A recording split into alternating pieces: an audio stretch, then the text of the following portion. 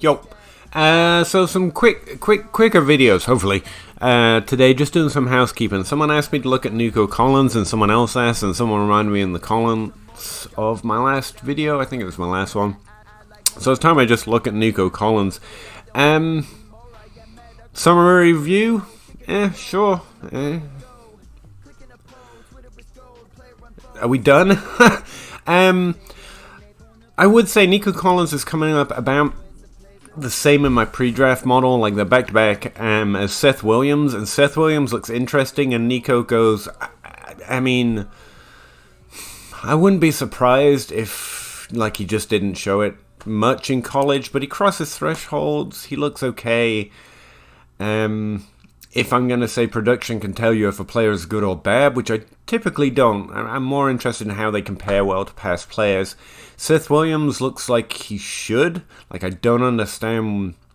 Obviously, I know what the numbers are, but looks like there might be a little bit more there. It just looks like the overall production, based on where he was from, just ends up dragging down the numbers I use to compare him to past players a little bit. Like, he gets 500-600 yards. And you can't really dominate with that kind of production, but he's coming from a certain conference, a certain team. Nico Collins looks like he belongs there. Like, yeah, that's a decent college player. That's about it. Like, if he hits, like, if you know more, I mean, at this point, this is a first look kind of video, you know more about him than I do. And it might be much more fun to watch than his, obviously, his stupid numbers look, just looking at him. But yeah, I'm not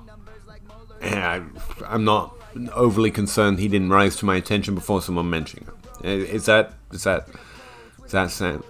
make sense? Let me show you what I'm talking about.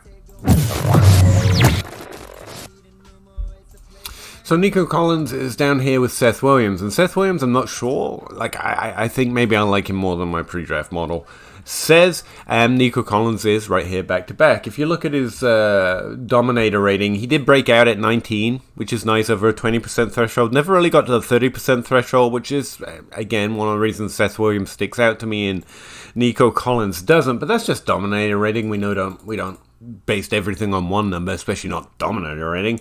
And when you look at his overall market share of receiving yards, you see a similar pattern though. Like, he got 70% in his first, that's Jalen Waddle, 22% age 19, 22% age 20. There's no real progression. There's certainly not, you can't see it, sticking out to you overly. And again, I've pointed out that Jalen Waddle had a pretty decent age 19 season, but it's below the line. Nico Collins is kind of right on the average line. He just kind of falls below it by not improving overly in terms of his overall volume on the offense in receiving yards. Now, a large feature of the 2020 class seems to be this exaggerated or expanded yards per team pass attempt. So let me show you that briefly. So Nico Collins here is plotted on the average yards per team pass attempt compared to players with top 24 wide receiver seasons. And I'm not as familiar with the yards per team pass attempt graph as I am market share receiving yards graph, and so take everything I said with, a guy hasn't looked enough really. But this hugely outsized 2020 season in yards per team pass attempt does seem to be a feature of the 2021 class. But again, I haven't plotted a lot of classes against it, so this might just be not a great way of looking at the yards per team pass attempt in graph form compared to top 24 players. I know when we scoop back to the overall database, we can see that his yards per team pass attempt above team average it's above the line. His conference adjustment in terms of yards per team pass attempt, he's slightly below average on the conference for wide receiver ones, and overall his yards per team pass attempt on average for the entire team was 1.9, and again that's an okay number for an average, but it's not impressive. It's not around the 2 over 2. It's not 3. 3 is where it starts to get, was this player playing on a small sample size, or is it just really impressive? Something I'm using for quick reference for those kind of lines is the yards per team attempt Dominator rating. See, it's not an average, it's using their best and last season like we do with Dominator in yards per team pass attempt. And again, his average is around 1.9. If I just expand this because I forgot I had it hidden. Why can't I? Hang on. God, these videos are so raw.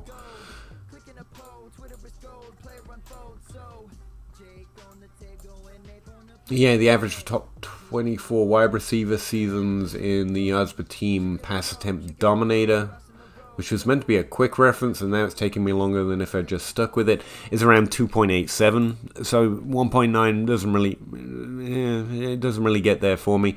And yeah, I just let's look at his market share receiving yards graph, I guess. There he is plotted on. You see where he was at the line. Jalen Waddle was slightly below, but it's his first season. So Collins this is a good mark. His age 19 season was pretty impressive. Well, not impressive. It was good compared to past prospects playing at that age across his conference. And then it doesn't really change, and the average increases because we continually expect more from good players as they learn and play in the league at older ages. And yeah, that's what that looks like. If you look at his overall production on a year-to-year basis, he does step onto the team, again, that age 19 season, and becomes a wide receiver 2 in points per game, which isn't terrible, and I'm not going to judge him so hard because his actual points per game was around 10.6. He's playing for Michigan in the Big Ten. There's a limiting factor there. He was playing behind Donovan Peoples-Jones, the great athletic monster that everyone wrongly bet on with their third-round picks. Back when, and he was getting 12.3 points per game that year. Moving on to 2020, what did Nico do? Nico didn't play last year. It would have been nice, maybe he could have impressed more, but he didn't. And his age 20 season in 2019, he does become the wide receiver 1 with slightly more points per game than Donovan Peoples-Jones did with 12.7. But again, yeah, in fact, I tell you what, that might be the best way of explaining my murness. If we just go look at the team and past prospects, I would say Nico Collins is a slightly better prospect production-wise than Donovan Peoples-Jones, which makes him more interested in Donovan Peoples-Jones, but I wasn't overly interested in Donovan Peoples-Jones, although I do apparently like saying his name a lot. Yeah, he was operating at 8.1 yards per reception, and while that's a fairly faulty comparison to ADOT, as we've mentioned before, there are at least big plays or downfield targets going on with Nico Collins. You can see he's getting 3 yards per reception for his entirety of his career, but he's getting 18.1 yards per reception. I'm imagining those highlights are fun to watch, but correct me if I'm wrong. That doesn't do much for me. Like a good downfield specialist on Michigan, I mean, okay. Yeah, you see he got 600 and 700 yards total if we just look at the raw yards count. Compare him roughly to Donovan Peoples-Jones, and you see like he was better than Donovan Peoples-Jones on the same team, and he played 1 year with Donovan. So, yeah, I like him slightly more. Even the raw yardage totals get me there. I'll say probably the best prospect coming from this team specifically, Mario Manningham. Normally you probably should remember, but there was some interest there. Last year he went over 1,000 yards, so on and so forth. Braylon Edwards on the team that's back a while ago. Yeah, back in 2005, he got three straight 1,000-yard receiving seasons. That was the best prospect from this team, and you can see he was getting like significantly high percentage of the team receiving yard, 34, 32, 47. Remember, 30% is never a threshold in terms of overall role on the team that Nico crossed. So this was the last player and the only player that looked good at all, really. Manningham? I don't know. Had some interest, especially where that last season crossed a 40% threshold in some ways. Like, good players tend to do more than what most do, and when they're playing in college where it's a lower competition setting, my general thesis, my null hypothesis is that a good player will stand out in some way. And it's not that Nico Collins didn't have a very good college career, and this isn't a comment on him or his overall ability, or if an NFL team won't find use out of him, because I know relatively little about him at this point, but I can safely say that based on his production, he didn't do that. Yeah, that's my Nico Collins take. Like, I have Like, I can continue to talk about him because, you know me, I can just talk about anything forever. But his production is meh. I mean, he's fine. I got no complaints. But yeah. I feel like I should have a closer on that. And I don't. It's just he's there. He was there in Michigan. It's a fairly low drafted conference, but 5% isn't terrible. The team's changed conference since, and it seems to have taken a downgrade. It used to be the Big Ten straight up, then it was Big Ten Legends, or at least that's what it's determined now. Now it's Michigan's moved to the Eastern Conference, and I guess the NFL stopped liking it, and they definitely have stopped producing significant fantasy players at wide receiver. Again, I don't buy into team history that hard, but the NFL does a little bit, so I don't know. I honestly, his most interesting feature is that he did have over 20% of the team's offense at age 19, but most players do, which is why all the excuses made for players who don't have ancillary reasons, who don't cross the breakout threshold before 20 is so, it's kind of ludicrous. Like, it's not a high boundary. The 30% threshold is a little more significant, and therefore players have a typically older breakout age. Just in case you've never watched any of my content, I thought I'd highlight that for you. And he didn't get there. T. Higgins didn't either, but T. Higgins looked good when we break down the rest of his profile. Nico Collins looks fine, I guess I would say. Honestly, to me, and this is really weird for me, but his best feature on this profile is that 18.1 yards per reception. That's efficiency, that's suggestion that an outside receiving role, which I assume might lead to at least tape or clips or some level of interest from the team, because a downfield skill set is highly valuable in the NFL. I don't think he's proven that he can earn an above average opportunity even at Michigan. Even further down the field, playing only against Donovan Peoples-Jones. Honestly, Ronnie Bell, and I've only seen his numbers like while we've been flicking through Nico Collins' profile right now. I noticed his numbers look a little bit better. I'm not even sure if he's a player in this draft class. Yeah, he is. And I'm not even particularly impressive there, but I think Ronnie Bell stood out a little bit more just because he was able to earn a larger share of the offense at a slightly lower ADOT. But again, that means they're roughly similar, but at least he was getting the higher volume role. Yeah. Sorry guys, I didn't mean to be low energy about Nico Collins. If you love him, I'm definitely not talking you off him. I mean, I've taken worse bets, especially if some team takes a 4th round pick on him, like a Van Jefferson pick last year. I think he was actually a little higher than that. I'm not going to be like, oh, he was terrible in college. He was fine.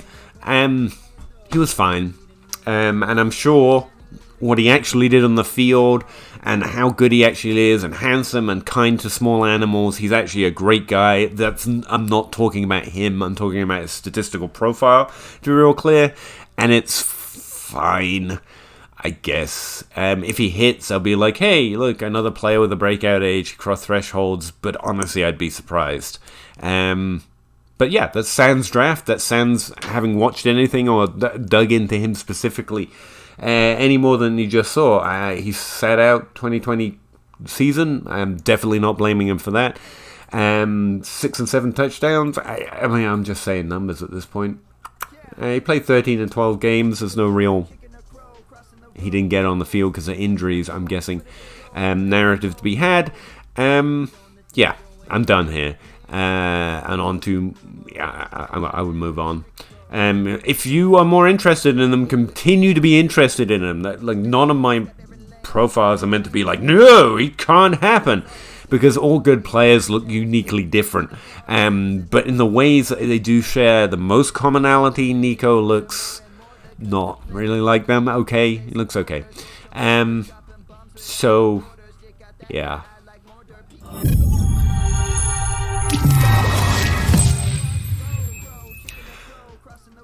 Get hyped, because you can't have a YouTube video where the entire tone is just I've got nothing, man. Let me know what why you're asking about Nico Collins, because again, It doesn't look bad, but it doesn't stand out to me. And that's where I'm at. So yeah, housekeeping kept, I guess. Thanks for checking out. If you did, some of my videos are coming out on the DLF YouTube channel, which people actually subscribe to. Oh, I would say I just noticed we're over 400 subscribers on this channel, which is just actually pretty insane to me. Like I set a high bar for myself of like one day I'll have 1,000, and typically I'm just memeing myself. I know I'm not going to get there. But 400's amazing. Like, thank you, I guess. Hopefully that means you're enjoying some of the content. I'll continue to spit it out. Like, appreciate that. Thank you very much. And, yeah, see you on the next one. Sorry, Nico. Like, I'm sure you're great.